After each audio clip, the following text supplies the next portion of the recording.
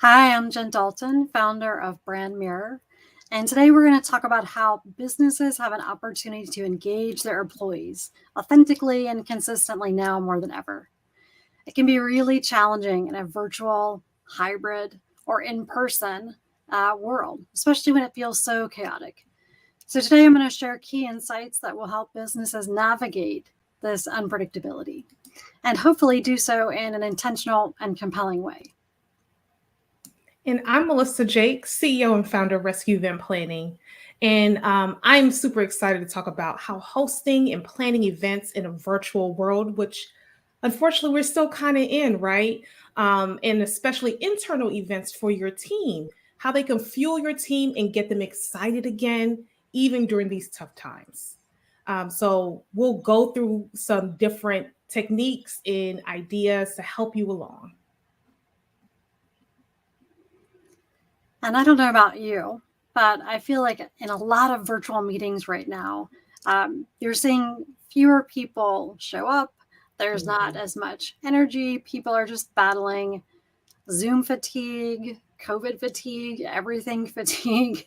And so for business leaders, it's a great time to step back and rethink how Mhm. you can have meetings and events that have some formality, but really are more informal to provide a place to connect, right? So Right. oftentimes people will jump into a meeting and they'll start with their agenda. And a lot of times, people now are just tired of showing up and observing a meeting. We really want to have people participate, engage, interact. And so, as we think about our time, which I think during COVID, people value their time much more Yeah. thoughtfully now, and we don't want to just be in back-to-back meetings. So I think respecting people's time and really thinking about how do we challenge the status quo is critical. It's really all about how are we making people feel when they come to a meeting. So for leaders and people managers, it could be thinking about how do you have one-to-ones? When's the last time you had a one-to-one with your direct reports? And what about your skip levels? So making sure that you have time to simply catch up, Mhm. support your team, provide recognition, positive feedback, and really listen to what do your employees need? What are their career plans? And how can you remove obstacles? I know that's tricky because we all feel stress on ourselves, but for leaders, it's important to continue to engage your people and double down on really meaningful dialogue, making sure your people feel valued and feel heard.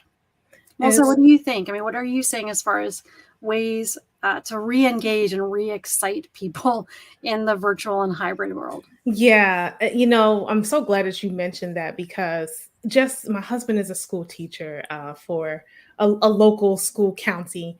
And when he has his staff meetings, I say, "Oh, babe, are you on camera?" No, we're just talking. It's not even dealing with me. Yeah, he's a music teacher for the whole school, so sometimes they're getting very specific with different grades. And he's like, "This doesn't even apply to me." And so he's kind of tuned out. So that's why I'm so glad we're talking about this because though I'm not in a super corporate world, here's how event planners and event organizers can help the corporate world understand different ways. So this is one of my favorite ones, and it may seem a little bit crazy, but go with me, okay? Some of the ideas that can help your higher level management work with your other different employees. It's kind of like a speed dating method style, event style, right? So is your cross teams meeting with executives and other employees and maybe asking 5 informal questions for them to learn and just to connect. Nothing dealing with the business, just learning about you. And you never know how you may like Law and Order SVU like I do. And then you're like, oh my gosh, did you see that last episode? And then now that relationship between a lower level or mid level with an executive has totally changed and it shifted the diaphragm to be able to like, wow, I now respect her or I can relate to her. So if there were any issues of, oh, executives never listen to us, now you can start getting relatable. And don't let it go past then like in 30 minutes, 45 minutes. have some fun, have someone moderate if it's HR or someone that says, ring the bell, it's time to switch. And, keep the questions and make it fun, almost like musical chairs and have them move around. I think that's a really good method to try to bridge that gap. And you can do this, of course, in person, but you can also do this virtually. There's a system called Remo where you actually have tables, and it shows a layout of your little avatar, a little circle with your webcam moving from table 1 to table 2. So it's really cool. You can do that virtually and still have fun with it. What do you think, Jen? I think it's a great point, right? Yeah. Thinking about different tools, making it fun. And it's a little bit of a pendulum swing, right? Where it used to be meetings, agenda. And I remember in the beginning of the pandemic, it did feel like we could have meetings all the time now because we're virtual. It's very easy. You just hop on. The challenge was that people were in them all the time. And so now I loved what you brought up around keeping it short, right? Mhm. Maybe what used to be an hour meeting is a 30-minute meeting. Maybe instead of doing a operations check-in or finance check-in every single week, maybe one is a deep dive into performance, and the next one, as you said, could be get to know each other, right? An informal setting. The more we interact informally and get to know, like, and trust each other, the higher degree of trust we can have. And I think that's huge right now.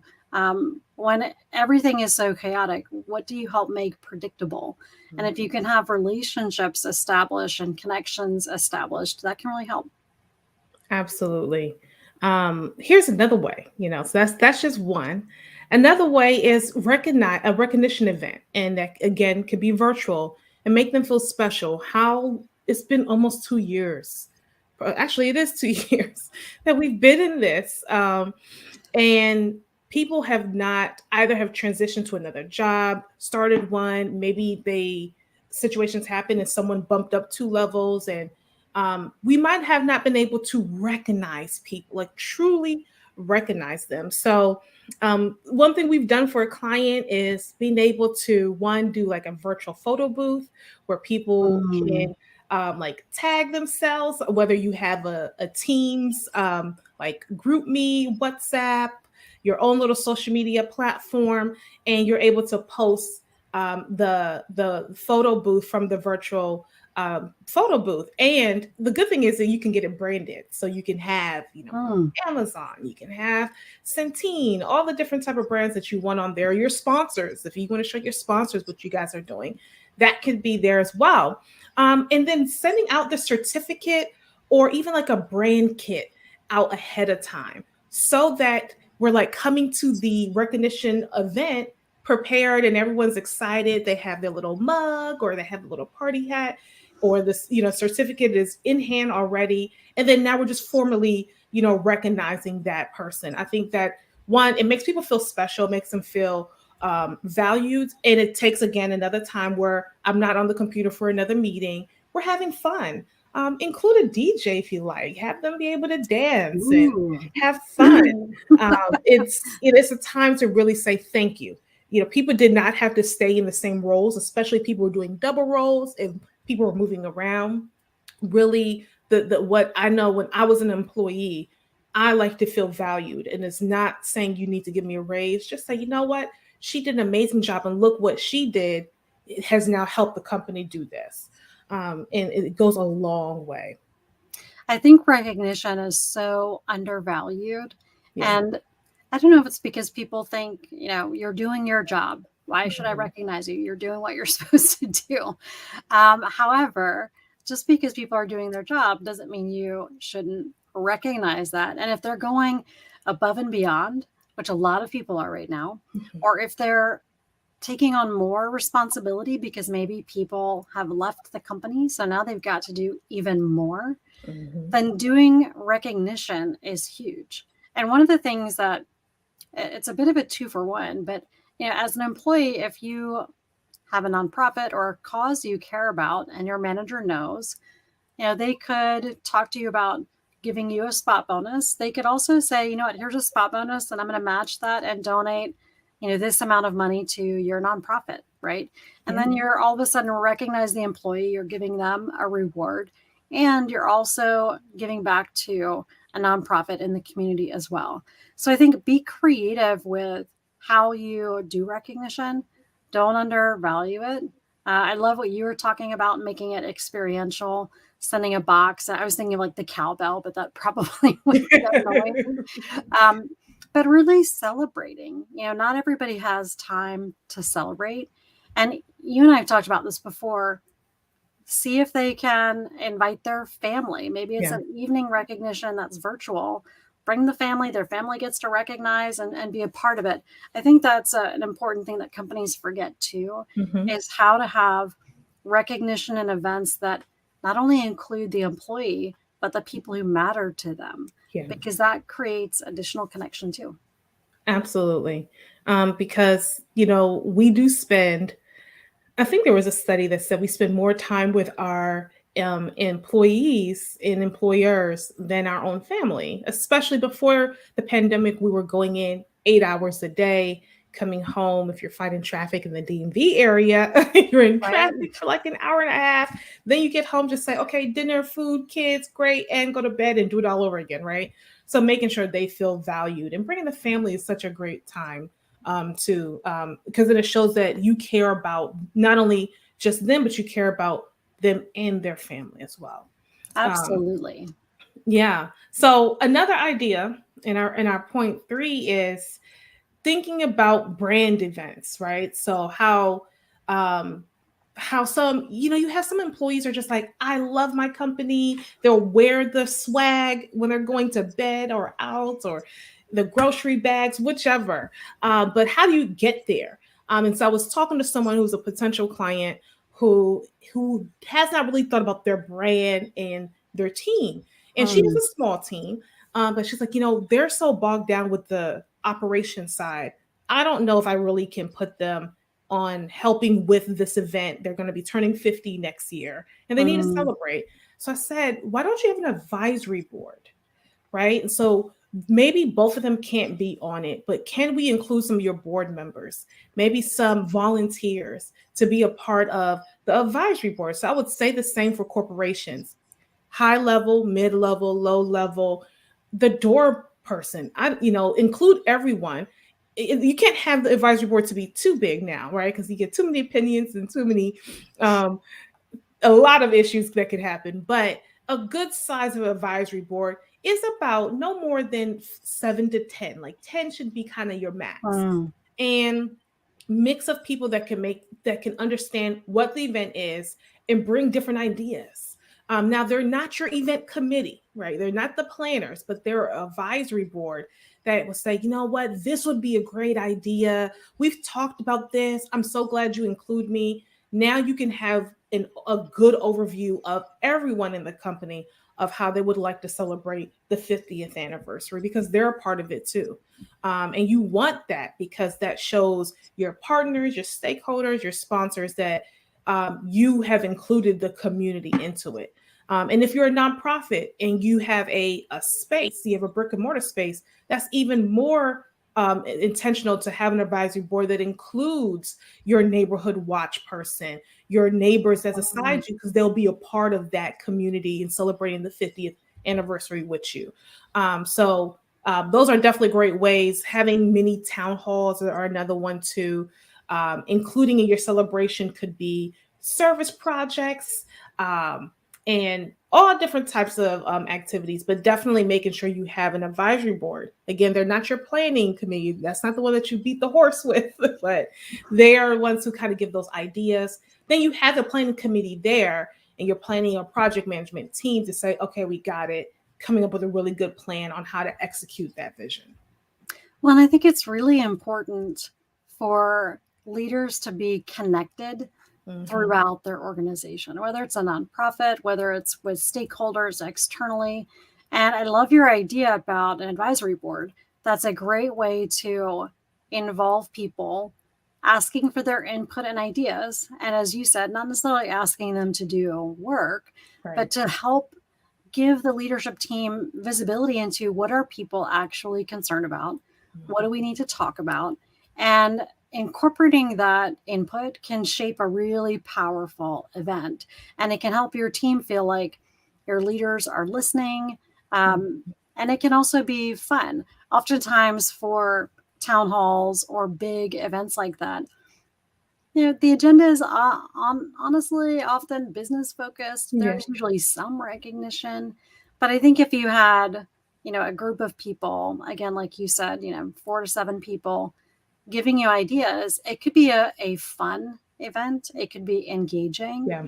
and you could really let people be creative, right? You could even, if you did actually have lots of people volunteer to do the event, give them a budget and say, here's $500. What would you do with this to make this event Right. fun for everybody, engaging and interesting? One of the things that leaders are dealing with right now is, how do they have clear communication? And a way to do that is to make sure that at big events, and I have one client, they meet with their entire company once a week. Now it's only for 30 minutes, but Mm-hmm. it's really important because they need to set the sort of tone, Mm-hmm. check in, be visible. And so even if you do a weekly check in, but once a month or once a quarter, you go a little bigger, Yeah. you want to be in front of your people very consistently.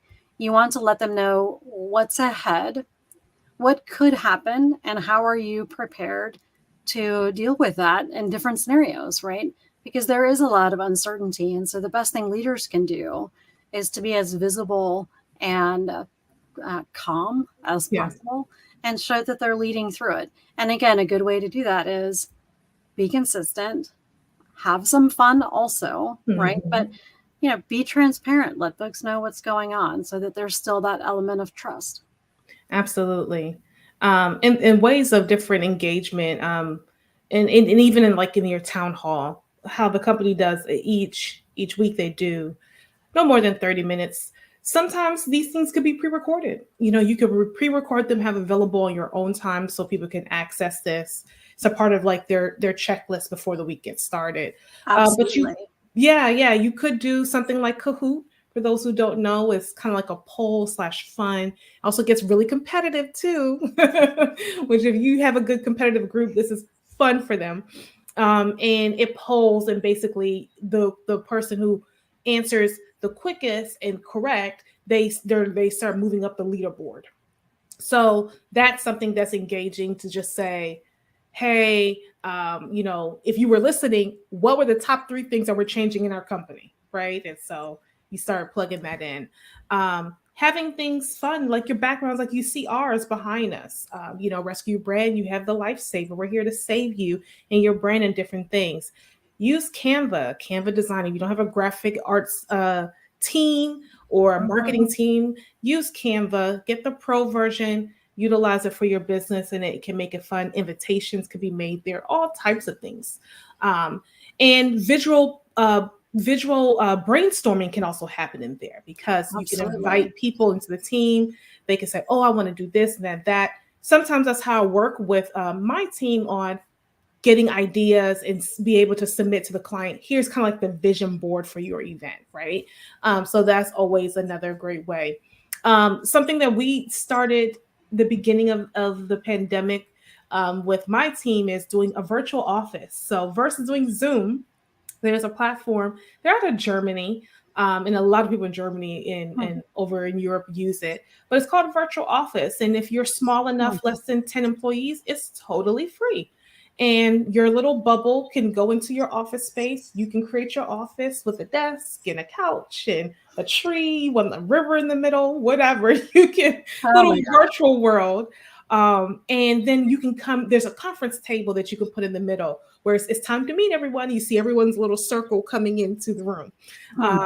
So it's really cool. And for those who have sensitive information, you can put a lock around the room. So when someone enters the room, if someone else try to enters in the room, the bubble will be there, but they cannot hear your conversation because it's called a locked room, like secured information. So Cone of silence. That is crazy. yeah, Can you yeah, imagine not having these tools available to engage? I love the one you brought up around brainstorming. yeah. Mural.co is Mhm. a company where it's very much like a brainstorming post-its, right? You can Mhm. have everybody be sharing and looking at the screen, and people can add their own post-it notes for brainstorming. And I Yeah. know, in a virtual world, it's hard to get people engaged. They turn Yeah. off the video. You don't know if they're there. You hope they're there.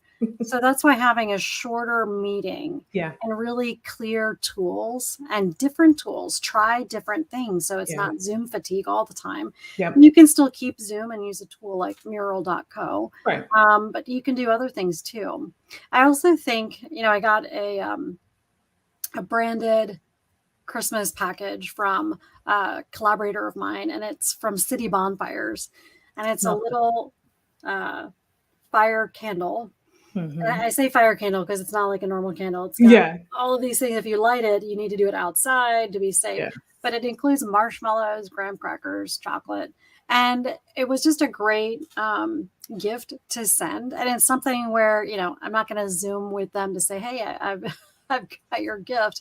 Right. But it is something that, companies can share as part of recognition too, to say, hey, thanks, right? So Yeah. if you do a brainstorming session and you get some great ideas, reward people and say, hey, thanks for participating. Because that's really what we want. We want to keep people not just attending meetings, Yeah. but participating. And Absolutely. so, you mentioned recorded videos. Loom.com is a Mhm. great tool that you can record a 1 or 2 minute video. Maybe it's just a short update, and that's what you send out.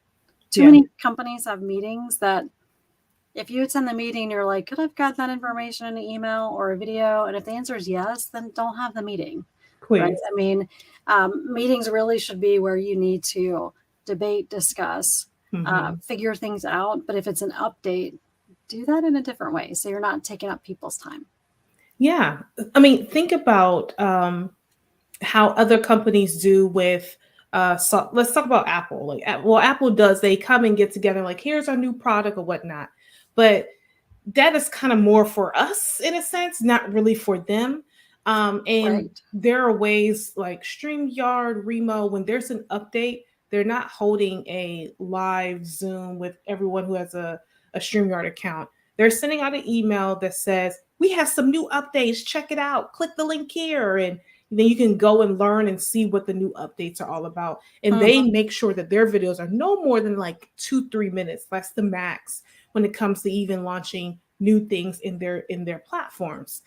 So it's very important to realize. And I'm so glad you said that, Jen. There's sometimes I'm like, did you have to call me on that, or could that be a text? Could that be an email? Could that be a quick video? Absolutely. We just spend it probably 10 minutes on the phone where that could have been two. And it's not to be cold, but like you said in the beginning, we have really valued time differently. And time does not wait for anyone, and it's precious. And so Yes. wasting it to me is selfish. And I like to be very efficient with time and with people's time because you can't get it back. Um, Absolutely. yeah. And I think, um, the more I've done events, attended events, and been a part of events, I think it's important for organizations, whether you're a nonprofit, for profit, to consider outsourcing some of that, right? I mean, when I think of my time and my business and its purpose, I don't want to have to invest a lot of time in creating events when that's not my specialty, right? And for nonprofits who need to do fundraisers, Yeah. if they're using their staff to manage and run the events, that might be okay. But Mhm. what could they be working on if they outsourced that event to an event planning company, Yeah. right? And obviously, I love rescue event planning. And so I'm not really doing that as a self promotion or promotion for you, but I think truly in general, to value your time, Yeah. think about outsourcing some of this because it does take a lot of time to set up virtual events that are engaging, that are interesting, as well as hybrid events, which are even more complicated. Yeah. So, from a brand standpoint, my key takeaway and key recommendation for leaders is challenge yourself on what meetings are you having? How are you setting the tone for the entire company? Can you shorten meetings, even if you cut them in half? Can you do more virtual brainstorming and use tools that just make it easier for people to participate, not just attend? Mhm. and really have as much fun as possible this year, because it really does help build those connections. So I highly recommend stepping back and thinking about, if one of your promises from your brand is efficiency or accessibility, then your events need to be that way too. All the way around. Yes. And I would say, don't, as a takeaway, don't follow the status quo. I love being different. I love being unique. And still be your own self, but don't follow the status quo of we have to have a meeting this way. Give your people affirmations. I love it. I use the app called I Am, and I can schedule when I get affirmations. So I try to do the first thing in the morning, midday, and Mm, afternoon. And so the little sound will pop up. My husband's like, "What is that?" I'm like, "It's my affirmation for today." So, and it's different ones. So, like, I am beautiful, I'm smart, or I won't let depression take me down. I can move forward. Just things to remind you, you are here, you're good. And make them feel involved, make your team feel involved, and also your community feel involved, because a lot of mm, people, especially in the millennial and Gen Z, we're really about what are we doing for the world, what are we doing for our right. community, and so especially if you have those folks in your network, which most likely they could start coming of age to do that now, right? Make sure you're involved in the community. And it's very important, again, though I would love for us to work together as rescue event planning, but still bringing in some type of third party lens to come in and to see how we can help you for your event, and bringing the team together and feel connected. You don't want your team to start arguing about centerpieces and linens and all that type of stuff. That's not Yeah. important. What's important is whatever the overall mission of the event is, and having them feel like they're a part of that piece. Leave all the logistics and details to the event team. So I really hope this was helpful for you guys of helping your brand and how you can tie events into it, because the reality is every encounter, whether it's a Zoom, whether it's a quick 5 minute huddle, it's still considered an event. So change that mindset of meeting to event, and be different, be unique, and have an amazing 2022 event year. Thank you guys so much for joining us. This is Melissa Jakes, CEO and founder of Rescue Event Planning, and Jen Dalton with Brad Mirror. Thanks again. talk to you soon.